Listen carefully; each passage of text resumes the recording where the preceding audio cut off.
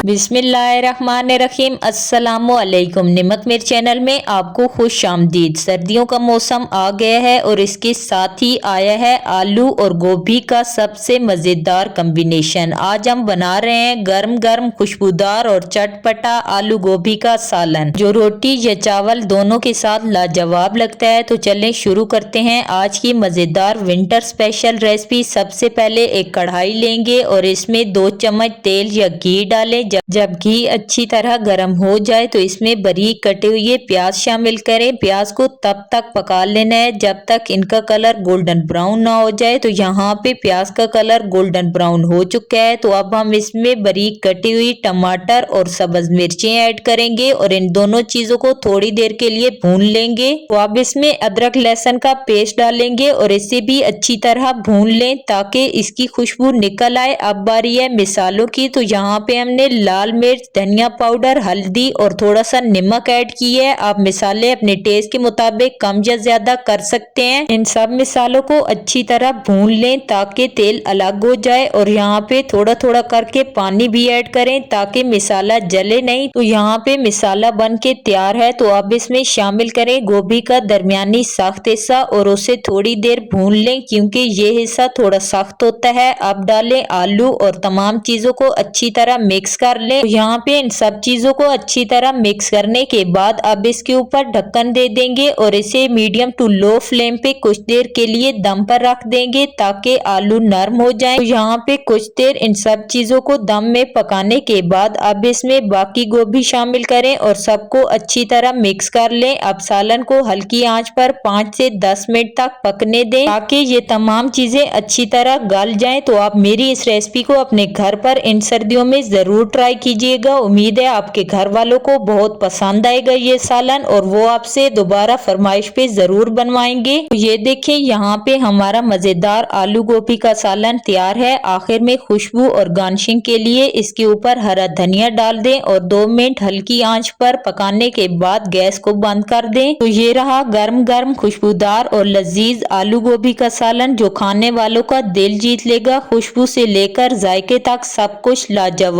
तो अगर आपको मेरी आज की वीडियो पसंद आई हो तो मेरी वीडियो को लाइक शेयर जरूर करें और कमेंट्स में जरूर बताएं कि आपको मेरी आज की रेसिपी कैसी लगी और मेरे चैनल को सब्सक्राइब करना मत भूलें ताकि अगली मजेदार रेसिपी आपके पास सबसे पहले पहुंचे। मिलते हैं अगली मजेदार वीडियो में, तब तक के लिए अल्लाह हाफिज।